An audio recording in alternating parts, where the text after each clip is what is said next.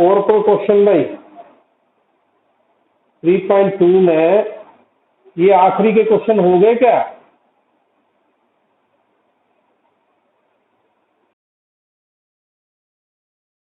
हम्म, हम्म। अभी बताता हूँ, अभी बताता हूँ। समझ गया। देखो, आप लोगों को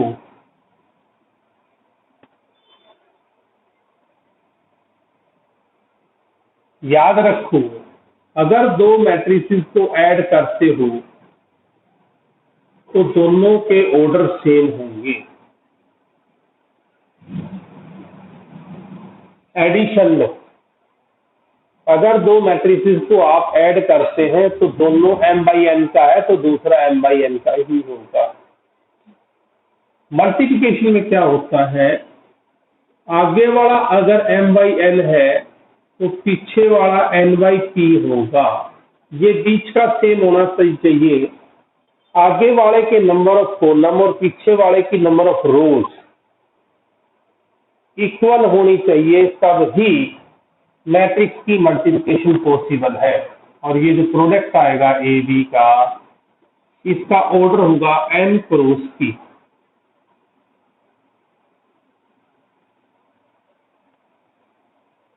ठीक है भाई, लक्ष्य है?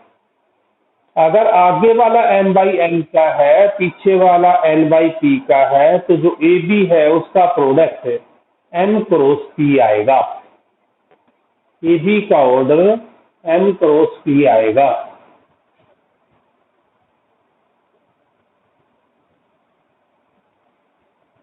ठीक है, यानी कि जो बीच की क्वांटिटी है, आगे वाले की कॉलम और पीछे की नंबर ऑफ रो, वो इक्वल होनी चाहिए, तभी मैट्रिक्स का मल्टीप्लिकेशन संभव है।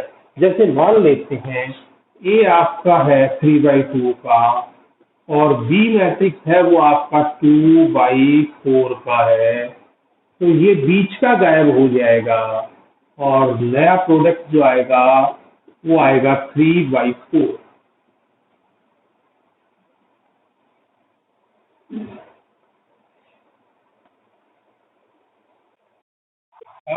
ये 19वां क्वेश्चन भी बताना पड़ेगा कि छोटा सा है, बता देता हूँ, मुझे कोई दिक्कत नहीं होगी। A fund has 30,000 that must be invested in two different types of bond। एक फंड के पास 30,000 रुपए है जो वो बॉन्ड में इन्वेस्ट करना चाहता है। एक पर पहले पर 5% इंटरेस्ट मिलता है और दूसरे पर 7% इंटरेस्ट मिलता है। टोटल उसके पास जो इंटरेस्ट है वो 1,800 रुपये आता है। तो देखिए क्या है, हम मान लेते हैं कि जो उसकी इन्वेस्टमेंट है, नेट इन्वेस्टमेंट इन्वेस्टमेंट ले ली x और 30,000 माइनस x, तो आपका प्रिंसिपल मैट्रिक्स आ जाएगा x और 30,000 माइनस x। मैट्रिक्स में क्या करते हैं, एक को रो वाइज लेते हैं, तो अब रेट ऑफ इंटरेस्ट आपका r, उसको कॉलम में लेंगे। एक पे 5% इंटरेस्ट है और दूसरे पे 7% इंटरेस्ट है और टाइम आपका है 1 ईयर, 1 साल।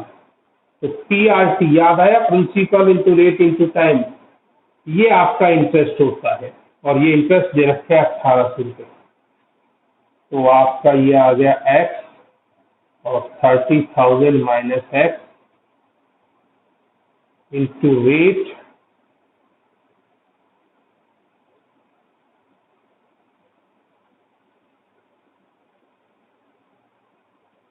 हर्षिता।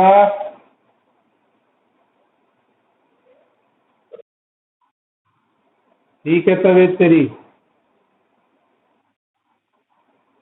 अब रिवीजन में जो जो टॉपिक अच्छे हैं कर ले, हम आगे बढ़ेंगे जब आप लोगों के कंसेप्ट क्लियर हो जाएंगे। और बेटा मजबूरी है, आप लोगों को लगता है ऑनलाइन समझ नहीं आता, अब तो आपको मेंटली प्रिपेयर सभी को हो जाना पड़ेगा। स्प्रेडिंग इतने बुरे तरीके से हो रही है अब कोरोना की, पूछो मत।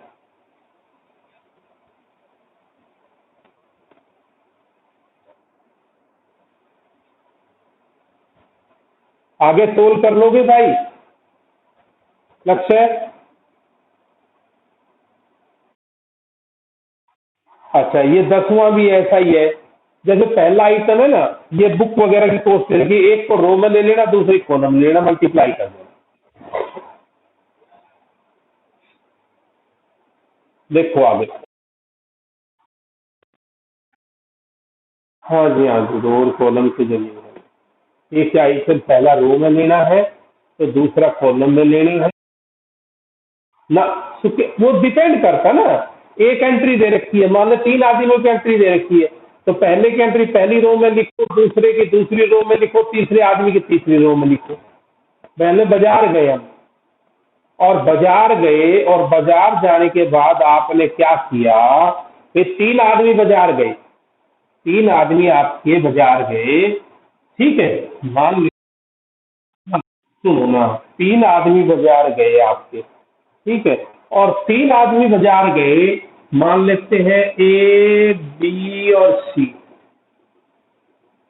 पहले ने 2 पेन लिए, 5 पेंसिल ली, 7 नोटबुक ली। दूसरे ने 4 पेन लिए, 3 नोटबुक ली, पेन, नोटबुक और पेंसिल। तीसरे ने 4 ले ली, इसने 5 ले ली, इसने 6 ले ली, इसने 2 ले ली।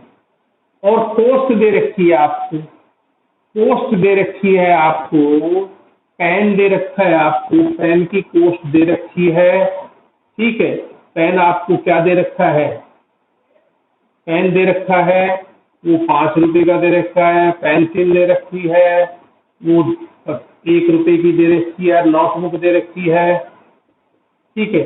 वो मान लेते हैं 20 रुपए की दे रखी है। और ये आपसे कहता है भी इसका बिल बना के दो। तो क्या करना है आपने? क्वांटिटी मैट्रिक्स को तो ऐसे लेना है, 2 5 7 4 3 4 5 6 2, ये तो क्वांटिटी मैट्रिक्स है। उसके बाद जो पोस्ट मैट्रिक्स है आपका सी, या प्राइस मैट्रिक्स कह दो सी, इसको कॉलम वाइज लेना है बेटा। कॉलम वाइज मतलब 5 120। अब आपका टोटल जो बिल होगा, टोटल जो बिल होगा वो आ जाएगा Q into P, quantity into price. जो आपका ये मॉल वगैरह में बिल बनता है वो ऐसे ही बनता है, अंदर मैट्रिक्स चल रहा होता है उसके सॉफ्टवेयर में। 2 5 7 4 3 4 5 6 2 5 1 बताओ भाई, कर लोगे? अब जो पहली लाइन आएगी वो पहले का आ जाएगा, दूसरी लाइन आएगी वो दूसरे का आ जाएगा, तीसरी लाइन आएगी वो तीसरे का आ जाएगा।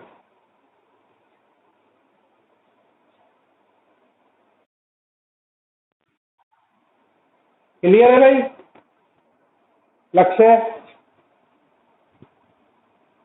तो मधुर नहीं आया आज? है भाई? प्रवेश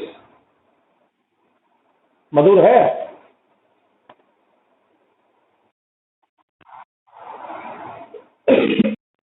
अच्छा, तो आवाज नहीं आ रही उसकी? मधुर? हाँ, हाँ जी।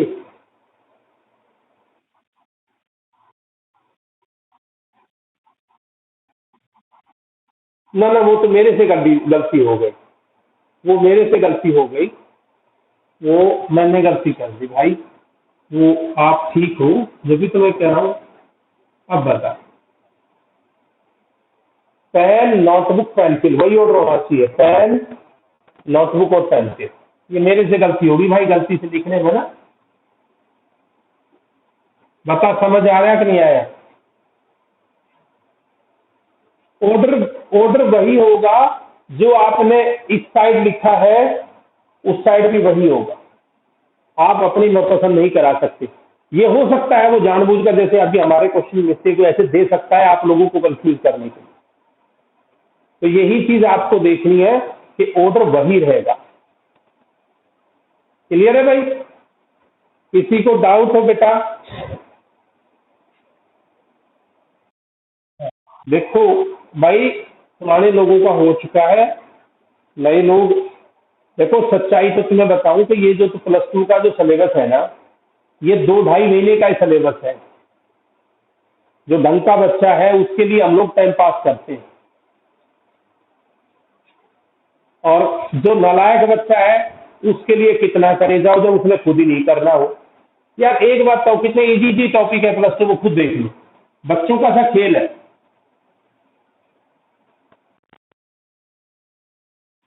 ना ना, प्रवेश अब तू दोबारा करेगा ना, तो खुद ये कहेगा सर बड़ा इजी कंसेप्ट है, जो जो टॉपिक दोबारा। अब ये मैट्रिक्स मता क्या है, सुनो।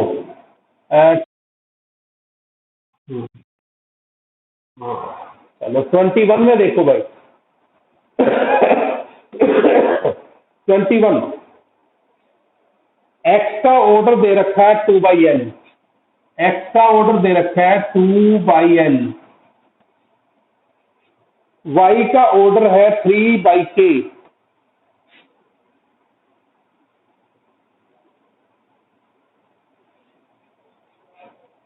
जेड का ऑर्डर दे रखा है 2/p, जेड का ऑर्डर दे रखा है 2/p,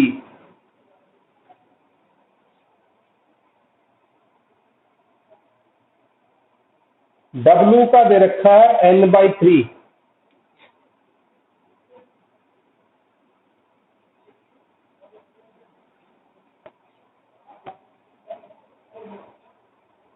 और पी का दे रखा है p/k, पी का लिख रखा है p/c। अब हमसे क्या चाहता है देखो भैया, वो कहता है पी वाई प्लस WY, ये कब डिफाइंड होगा। देखिए पी वाई और WY, आइए पी वाई और WY, पी ये रहा, पी आपका है p/k ऑर्डर का, और y आपका है 3/k ऑर्डर का, W आपका है n/3 ऑर्डर का, और y आपका है 3/k ऑर्डर।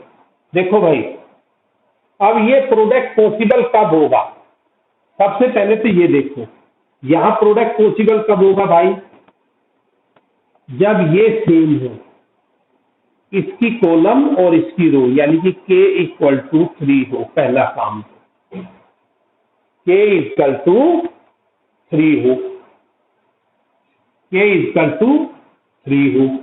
अब अगर ये 3 हो जाएगा, ये दोनों 3 हो गए तो प्रोडक्ट पॉसिबल है। इसका ऑर्डर आएगा p/k, और इसका ऑर्डर आएगा बीच का गायब n/k, तो इसका py का ऑर्डर तो आ जाएगा p/k,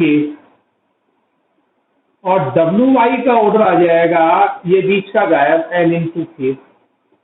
अब एडिशन की प्रॉपर्टी, ऐड कब होगा, जब इनके ऑर्डर सेम होंगे। तो k तो सेम है, p सेम नहीं है, तो p=n, तो p=n और k=3। बोलो भाई मधुर, बेटा प्यास लगी, पानी दिया।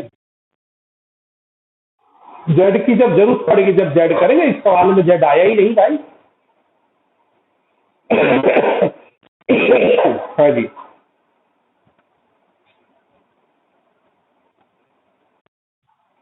मधुर,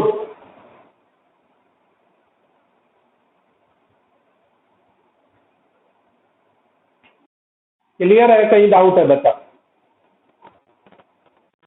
हाँ भाई, डेली का काम डेली करते रहना, ठीक है। और तू होशियार बच्चा है, नालायक बच्चा होता है ना, उसको तो दिक्कत आती है थोड़ी सी।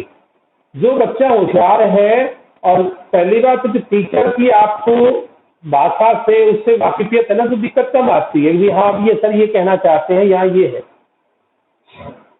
और बोलो भाई, अब इसका सेकंड पार्ट देखो आप। भाई कह रहा जी जेड का तो इस्तेमाल ही नहीं किया, तो जेड का भी कर लेंगे।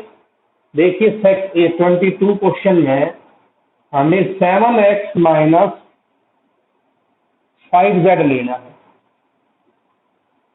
7x-5z, 7x-5z अदिति की है, किसकी है? अदिति क्यों लगाती है?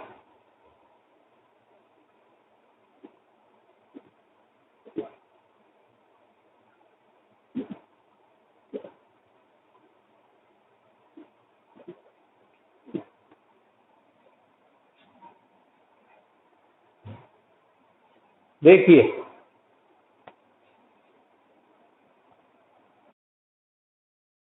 कोई बात नहीं यार, तेरे में नहीं है तो देख ले। देखिए 7x, x का ऑर्डर है 2/n और 5z, z का ऑर्डर है 2/p। अब भाई आगे का सेम है, एडिशन और सब्ट्रैक्शन में दोनों के ऑर्डर सेम होने चाहिए। ये 2/n है तो इसका ऑर्डर भी सेम होना चाहिए, तो ये n और p इक्वल होगा, इसका मतलब लक्ष्य। ठीक है, कोई डाउट?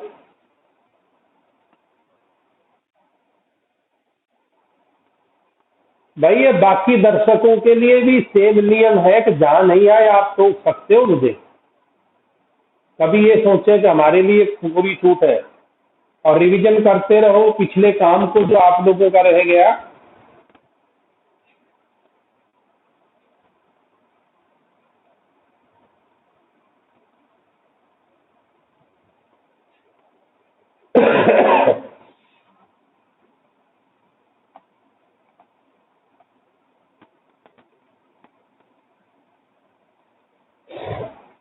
आगे देखो भाई, अब हमारी अगली exercise, transpose of A matrix, transpose of A square matrix. हाँ जी,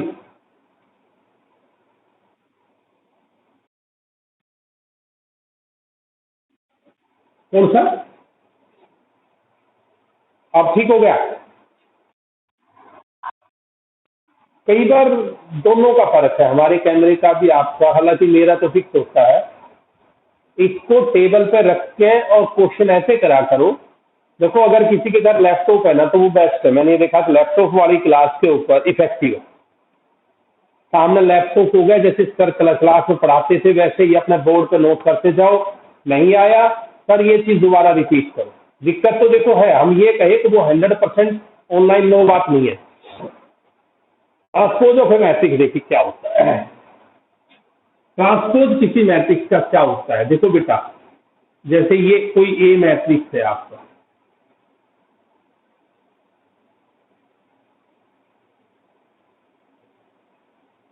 तो इसका ट्रांसपोज ए टी से भी लिख देते हैं, डैश से भी लिख देते हैं, इसका ट्रांसपोज। ट्रांसपोज क्या होता है बेटा, रो को कॉलम में चेंज कर देते हैं। जो ये कॉलम देखिए, ये रो है ना आपकी, ये कॉलम में चेंज हो जाएगी आपकी 2 5, ये रो आपकी कॉलम में चेंज हो जाएगी, ये रो आपकी कॉलम में चेंज हो जाएगी।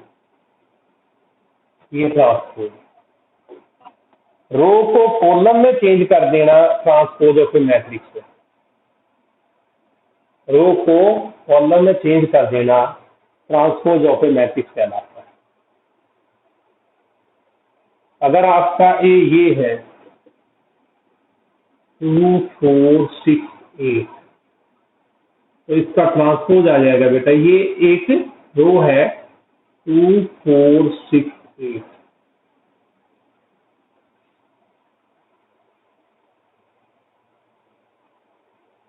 अगर आपका ये मैट्रिक्स ये है 2 4 6 8 9 7 6 3 2, तो इसका ट्रांसपोज आ जाएगा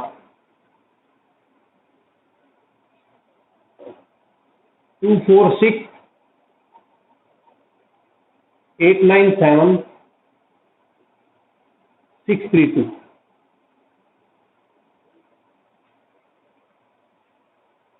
मधुर बता भाई, कहाँ डाउट है?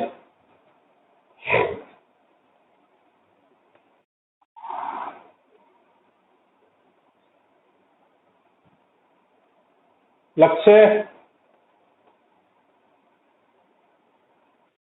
हाँ, हम लोगों को भी भाई ऑनलाइन के अनुसार चलना पड़ रहा है। इतनी देर में ट्रांसपोर्ट को खत्म कर देते थे वो स्लो। इसी करके क्या कर रखा है, डेली क्लास क्यों लगा रखी, क्योंकि काम में स्लो स्लो करा सकते। भाई हम बिजी हो जाएंगे, हम भी अल्टरनेटिव डेज कर देंगे। अब हम बिजी नहीं है, ठीक है, कोई काम कर नहीं रहे हैं, तो ये ऑनलाइन की पढ़ाई में अपना तो ठीक है। हम लोग ने सोचा अच्छा इस बार शरीर हिल रहा है। अब देखोगे ट्रांसपोजोफी मैट्रिक्स के बाद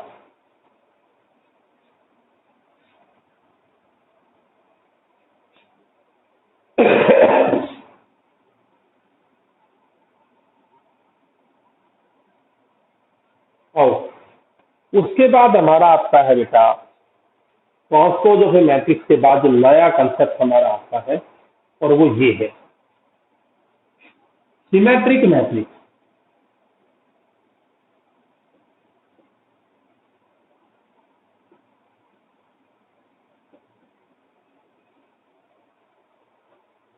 ए स्क्वायर मैट्रिक्स, ए स्क्वायर मैट्रिक्स, मैं स्क्वायर इसलिए कहता हूं कि कई बार ऑब्जेक्टिव में क्वेश्चन आ जाता है कि भाई बात जब सिमेट्रिक की आएगी तो स्क्वायर मैट्रिक्स होना चाहिए। A square matrix A is said to be symmetric if A transpose is equal to A. अगर आप किसी मैट्रिक्स का ट्रांसपोज लेते हैं और वो मैट्रिक्स ही आ जाता है, अगर आप किसी मैट्रिक्स का ट्रांसपोज लेते हैं और वो मैट्रिक्स ही आ जाता है, तो हम ये कहेंगे कि वो मैट्रिक्स जो है सिमेट्रिक है। देखिए क्या है,